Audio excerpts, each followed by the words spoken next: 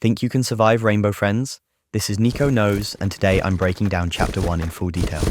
Every monster, every task, every sound cue, and every strategy you need to make it out alive. From alphabet blocks to the final chase, I'll show you exactly what to watch out for, how to use the box properly, and what makes each Rainbow Friend so dangerous. Stick around until the end when it all comes down to me, the last player standing. Let's get into it. Welcome to the ride.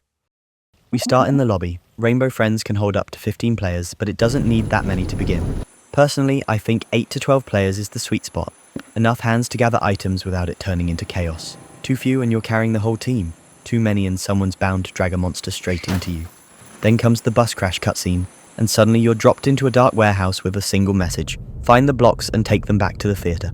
Follow the blue arrows on the walls, and they'll always guide you to the drop-off point. That's the theatre. It's where every task ends, no matter which night you're on. Rainbow Friends is built around tasks. Each night you're given a collection job. Blocks, food packs, fuses or batteries. Bring them to the theatre, survive the monsters, and move on. Fail, and you're gone. Night 1. The Block Hunt. First night, you're hunting for 24 alphabet blocks, chunky wooden letters scattered around the map. The theatre tracks how many have been turned in, so if your team's pulling their weight, the counter will tick up. You can also pull up the status bar to see who's still alive. Handy because if teammates are dropping fast, you'll know you've got more work to do. But of course, Blue is out hunting. He's massive, drooling and loud. You'll hear him before you see him. Heavy pounding footsteps echoing down the halls. That sound cue is everything. If you hear it, get ready to hide. The box is your best mate here. Drop into your box and stay still. Blue will sniff around, stomp by, and then wander off. But here's the catch. The box keeps you hidden, but it slows you right down. You can move with it, sure, but sneaking in cardboard isn't exactly quick. Honestly, half this game feels like Box Simulator. You spend more time crouched in cardboard than actually walking. Inside, your character's all scrunched up like homework shoved at the bottom of a backpack. Not glamorous, but it works. Climbing in one is a nightmare. I once tried scaling a giant letter while boxed up and nearly got caught. The box slows you down on ladders and stairs. Best trick, unbox, sprint up quickly, and rebox at the top. Night 2. Food Pack Frenzy. The task changes to food packs, 15 in total. Bright bags scattered around the rooms. Same routine, grab them and follow the arrows back to the theatre. This is when Green enters. He's tall, lanky and blind, but don't think blindness makes him harmless. His arms stretch across hallways, and if you bump into them, boxed or not, you're done. You'll hear him squeaking like a rubber toy as he moves. If those arms are blocking your way, stop. Just wait. Trying to rush through will get you snatched. Then there's Orange. When his hunger kicks in, he leaves a glowing orange trail across the floor. It almost looks like fire, but here's the detail. It isn't left behind. It's the path Orange is actively following in real time. Step on that trail while it's glowing, and you're volunteering to be lunch. The good news, Orange can be managed.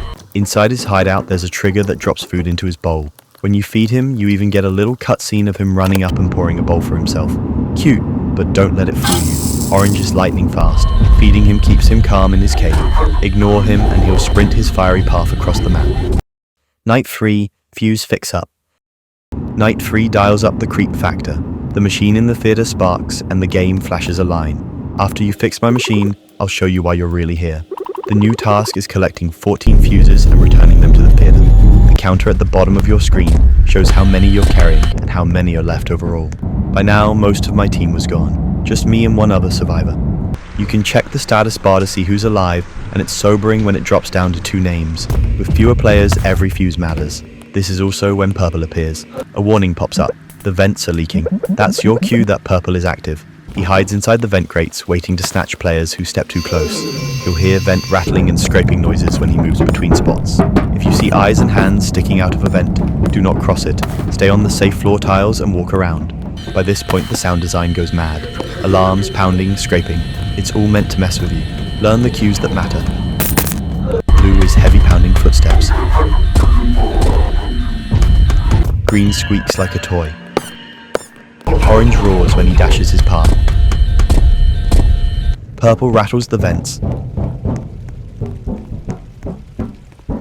Everything else is background chaos designed to make you panic. Ignore it and focus on the real cues. One moment summed up the madness. I slipped past Blue, glanced down the hall, and saw Orange sprinting across. Then Green's head peeked round the corner. 3 monsters on screen at once. Survival here isn't about speed anymore. It's about patience. Hug walls, stay near hiding spots, and wait until it's clear. Eventually, we hauled all 14 fuses back to the theatre, but my last teammate didn't make it. Now it was just me. Night 4, battery blackout.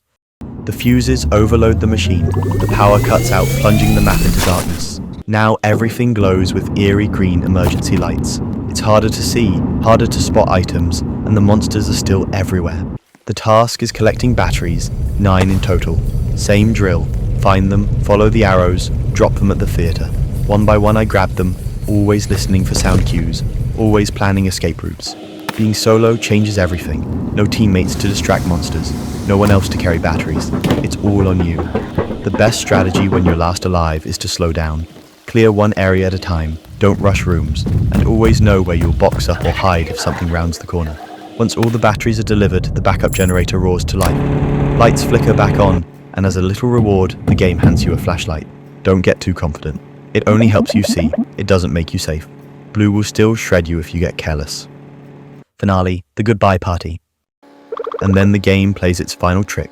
Instead of letting you walk free, it throws a goodbye party. They even give you a blue party hat, like this is some kind of celebration. But I wasn't buying it. I just grabbed my ticket and went along, but I knew it was bait. The party room looks cheerful enough. Cake on the table, balloons everywhere. Maybe I should eat the cake? Nah. The moment the balloons pop, alarms go off, Blue wakes up and the chase begins. This is it. Sprinting through the halls, dodging blocks, following the arrows. The pounding footsteps thunder behind them. Box is useless here. It's pure running for your life. Out the final hall, through the exit, and just as Blue is closing in, the gate slams shut behind him. He's trapped inside. I'm trapped outside, and I survive. That's Rainbow Friends, Chapter 1. Complete. From alphabet blocks to batteries, from boxes to Blue's chase. Every monster's got their quirks. Blue's dumb but powerful. Green's blind but deadly. Orange is fast when hungry. Purple's sneaky in the vents. So which rainbow friend do you think is the hardest to survive? Drop your answer in the comments. I want to hear your strategies. If this helped you, smash that like button so more players can see it, and subscribe for more Roblox guides every single week. Check out my vids on Grow a Garden, Dead Rails, and the Fairy Event Chaos. They're just as wild as this one. This has been Nico Knows. Cheers for watching, and I'll see you in the next one.